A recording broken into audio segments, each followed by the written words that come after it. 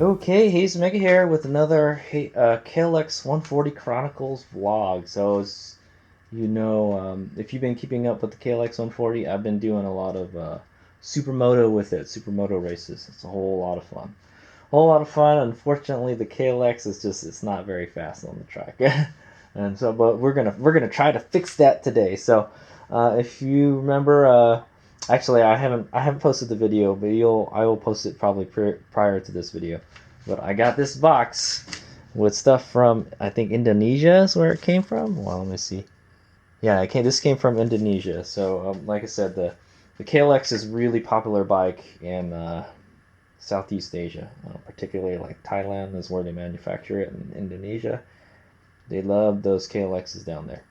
And I love the KLX as well. So it's known as a KLX 150 overseas because the KLX 140 is actually like a KLX 40, like it's like a 144 cc. So it's pretty close to 150 if you round up just a tad.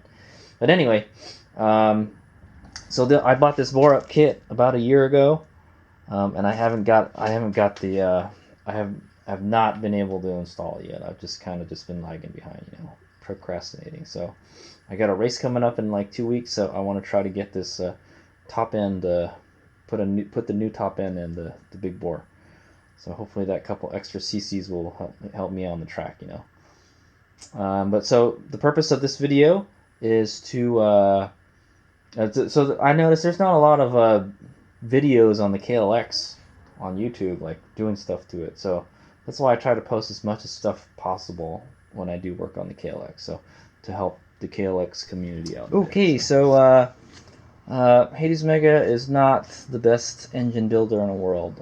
I rebuilt a 420A engine that came out of a Mitsubishi Eclipse, a 95 Mitsubishi Eclipse, because that was like my first car.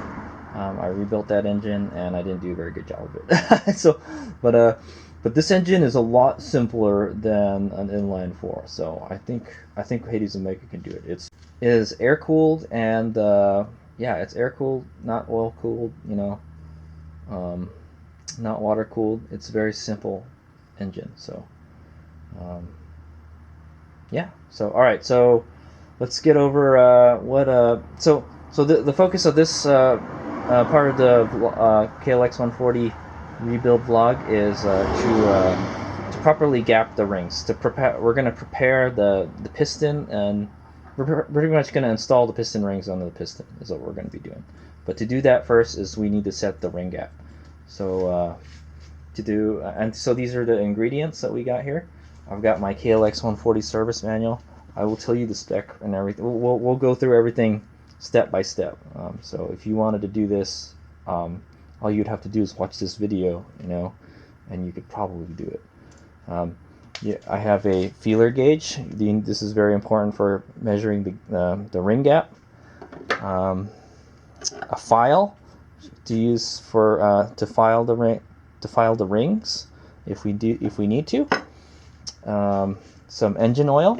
I'm just using regular engine oil. I don't think you need any fancy motorcycle oil because we're working on the cylinder only. I got an FIM piston kit right here, made in Indonesia. We've got our piston right here, and ta-da! And under this piece of dirty underwear is the cylinder. So there we go. So what makes this simple is that you have the cylinder and you have the piston already. Everything is already all matched up. I hope. we should probably measure all this stuff before we put it in there. That'll be the first step, just to double check this is the right piston. Yeah. We can measure the bore, and we'll measure the piston just to be sure that they're the right size. So that they sold me the right stuff, hopefully. But anyway, so this is our cylinder right here, brand spanking new. It's a slightly larger bore diameter than stock, and that extra bore will get you up to 170 cc. I think it's a little shy of 170, but so your KLX 140 will become a KLX 170 with this kit, basically. So there it is. I'm not really sure how they got it, it looks pretty nice though. It is the standard. It's a standard cylinder head. Not cylinder head. It's a standard cylinder. That's what it is. Right there. See, it's rusting a little bit. We'll probably have to clean that up a little bit. But it should be, everything should be brand new. So, and the right size. So no machining required. You just pop it in. Supposedly, that's if the piston is the right size. So, so we will check that before we even do anything else. So, all right. So that's the introduction for the video. We'll go get on it. All right. Did I go over all the tools we're using? Yes. So like I said, this is all just prep to install it in the engine, and then the forthcoming videos will be actually disassembling the engine and then installing the new parts. So, all right. So I hope you guys can learn something from this. Like I said, I didn't see any other KLX videos on how to work on the engine. You know, there's not a lot of info on the KLX140 out there, even though it's been out for quite some time. It's a pretty popular bike, but I guess people just kind of ride them as they are, and they don't really hot rod them, you know. So that's what I'm saying. But the KLX could stand to use a little more power, man. It's a little lazy, the acceleration department. And then before we start tearing down the bike, I will go through my KLX140, what I've done to it already and stuff. Also, if you want to see the, I'll put a link at the end of the video.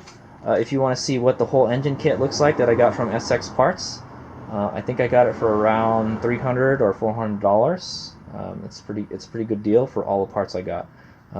It came with the big bore kit, a CDI, a performance CDI, and a performance camshaft. So look forward to installing all that. I've already installed the CDI, so if you want to check that video out, check that one out. All right, Hazemig out. Okay, Hazemig here. So the first step we're going to do is we're going to actually measure the piston and the bore.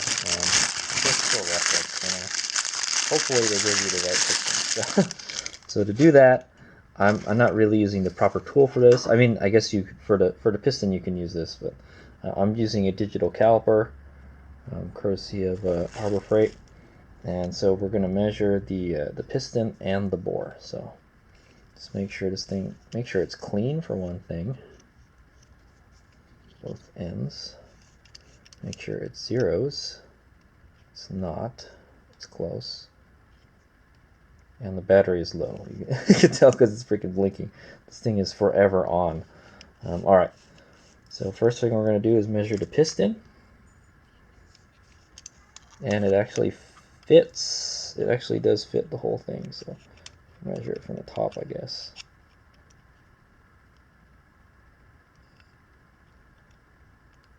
Okay. We got about 62 millimeters, maybe. 62 millimeters, I would say 62.1 millimeters. You can do it this way too. Here it's a little different. 62.5. Oh yeah, it's I wonder where you're supposed to measure it. That's a good question, because the top is smaller than the bottom. Yeah. So I don't know, if we measured it from the bottom, like this,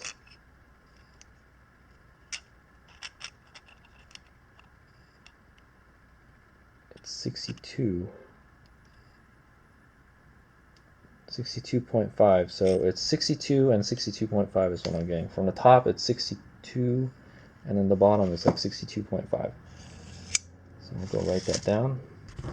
Okay, so the next thing to measure is the bore. Now, I think there's a specific tool for this, but I don't have it. There's a little thing that it spreads open like that, but I can use this the good old caliper for this. Just make sure it's kind of level. Okay, and we got a 62.45. So that's the right. I think that's the right piston. So let's do 62.45. That's pretty much 62.5.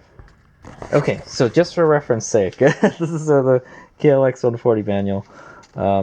So the piston, I measured 62.1 millimeter from the top. I'm not really sure if you're supposed to measure from the top of the piston or the bottom, where the skirt is. And at the bottom where the skirt is 62.5 millimeter. It's like almost half a millimeter larger on the bottom, and you can see it. And the bore is 62.45 millimeters when we measured it. What I should probably do is move the caliper around a little bit and try to get the largest number.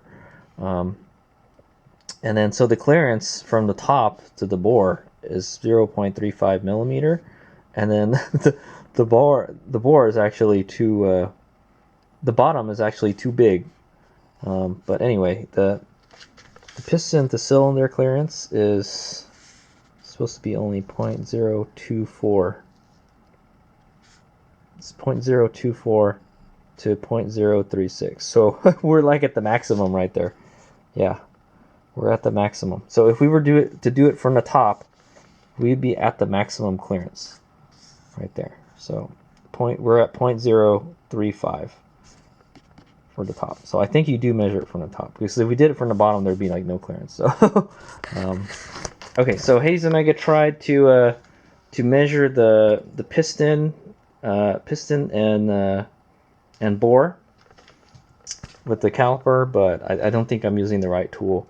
I get in these strange readings, but it's saying like the bottom of the piston here, the skirt, is not. I think you're supposed to measure it from the skirt too.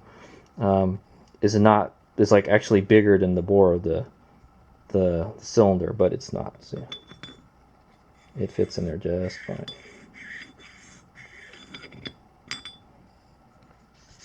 So I wanted to check the piston, the cylinder clearances before I started, but it fits in there fine. So I'm just, that's fine. Everything's all brand new.